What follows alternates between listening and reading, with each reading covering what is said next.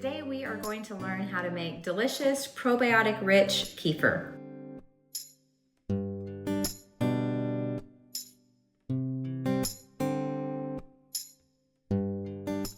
Hey guys, it's Stephanie from the Farmhouse Mom, and today we are going to talk all about kefir. I'm going to tell you what kefir is, how you make it, how you store it, and a few other frequently asked questions that were on my previous kefir video. So I think the best place to start is just to show you how I make my kefir every day. This is a batch of kefir with grains in it that I had in the refrigerator.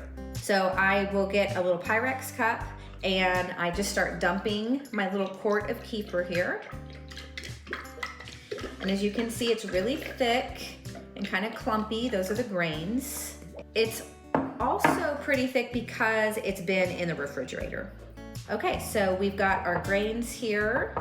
I'm gonna set this aside, and here is my kefir. So what I'm just gonna do is pour this in a new quart jar and put it in the refrigerator.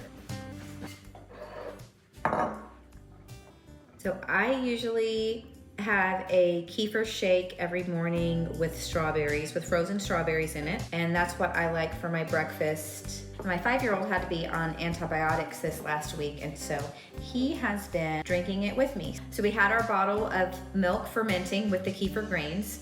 We've drained the Kefir Grains, they're sitting here, and this is our finished product. This is our kefir. So kefir is a fermented milk product, and I prefer kefir over yogurt. It has up to 10 times more probiotics than yogurt does, and it also is very easy to make. Yogurt is quite the process. You have to buy culture, you have to let it set for about 12 hours. So for me, this is the better bang for your buck, just to have these kefir grains, set it out, ferment it, and then you're done. All right, so I'm gonna put this in the refrigerator, and this will be my kefir for tomorrow morning. So now we're gonna pretend like we've never made kefir before and we're making our first batch. I'll leave a link below, but I recommend Fusion Teas. I have purchased from them twice, and both times the kefir grains were strong, they were healthy, they smelled great, they're organic, and it's also a small business. Those are the only ones I've ever used, and I really like them. So I'm gonna show you a close-up shot. So as you can see, these are slimy, gelatinous little curds.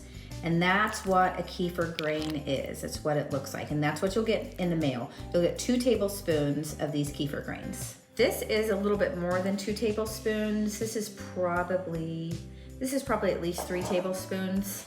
But you are going to get a clean jar. I like to use quart jars. You're gonna wanna start small at first as your kefir grains grow. You can do half a gallon or a gallon. So you've got your kefir, you've opened up the package, and you are just gonna put your kefir grains in any jar that you like.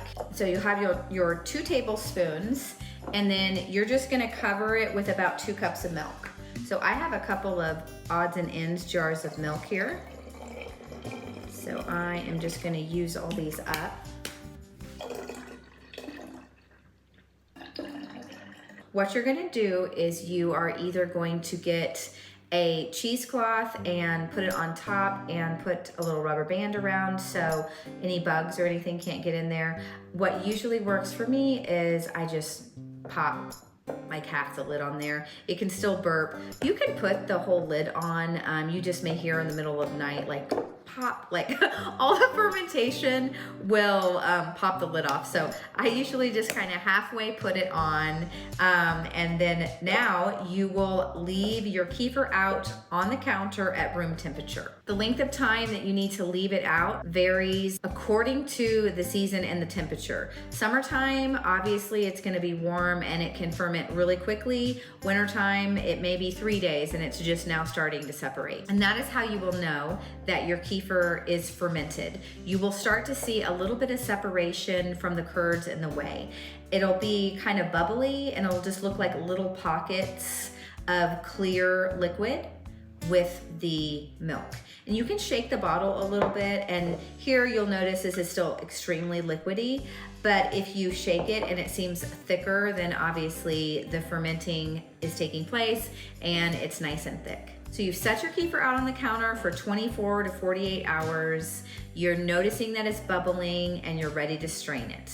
So what you will do is what I just did before. When I processed my kefir, you will find a strainer, you will dump your grains and your fermented milk. You're gonna dump it out.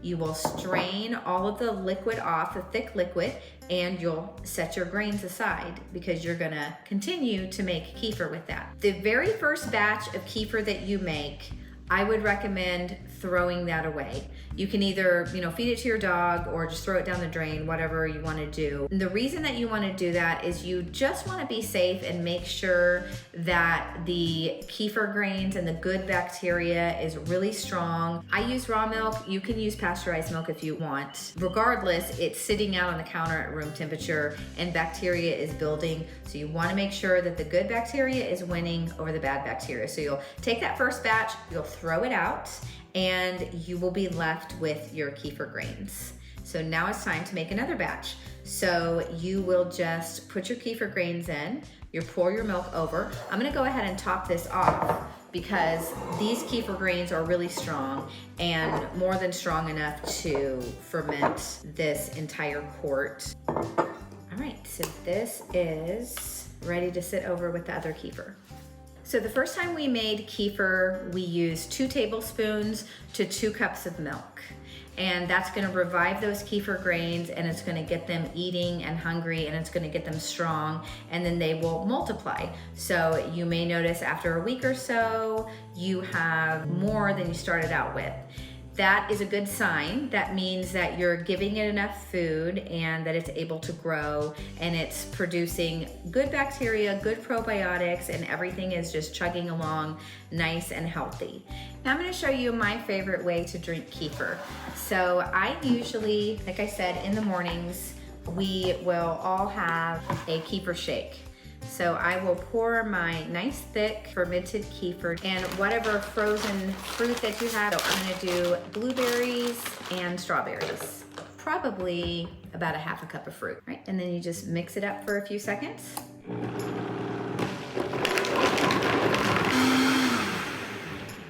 Now you have a nice frozen healthy shake.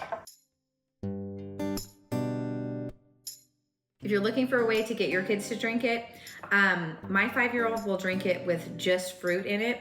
You can add honey if they really have a sweet tooth and they don't like sour things, because it still does have like a little bit of a sour flavor even when you add frozen fruit. If you're just starting to drink kefir and you have a little bit of a lactose intolerance or you've had one in the past, you might want to start out just with maybe a cup or less just to see if your stomach will adjust. For me, I have always been lactose intolerant and I had probably about 2 months over the winter time that I was not drinking kefir. And then when I started drinking it again, my stomach hurt for a couple of days. So I just powered through and just kept drinking the kefir, and then everything just adjusts and those lactase molecules will build up and then you'll be able to break down the lactose. A couple of the frequently asked questions that I had from my previous video is, why are my kefir grains not multiplying? So every time you refresh your kefir, every time you're making it and putting the milk in with the grains, your grains should grow. Over at least a week or two, you should notice them growing. If they're not growing at all and it feels like your kefir is not very strong, or if it's really thin, then I would probably pull back on the amount of food you're giving it, on the amount of milk, and I would just do 2 tablespoons of kefir to maybe 2 cups of milk until it gets where it's really fermenting really quickly. You notice in a day that it's fermenting, then I would say it'd be okay to double that and add a little bit more milk. But that's the first thing that I would look at. Another question that I had is, how long does kefir last? I have had quarts of kefir in the refrigerator probably for 3 weeks, and it still was fine. I imagine just because it is a fermented product like yogurt, I imagine it would last a long time.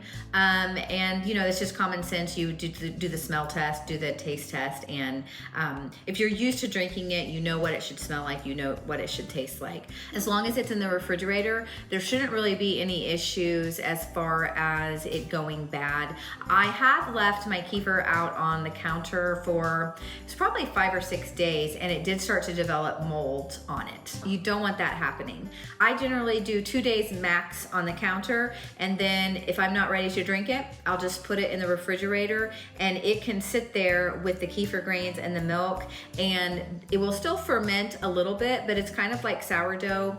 You put your sourdough starter in the refrigerator and it kind of just freezes it a little bit. So it slows down the fermentation. So if you're not ready to use the kefir at the time, you can just leave it in the refrigerator and you don't have to worry about it. Goat milk is great for dogs, for their hair, for their skin, and the fermented goat milk is even better. And you don't have to give them a lot. You can just do a couple ounces poured over the top of their food. It's just like people, you don't want to give them like 3 cups right away. It might hurt their stomach a little bit, but if you just want to ease them into it, it will be really good for their digestion instead of having to buy all of the expensive vitamins and supplements that sometimes aging dogs need. Another question that I had was, how do you store the grains if you're not using them?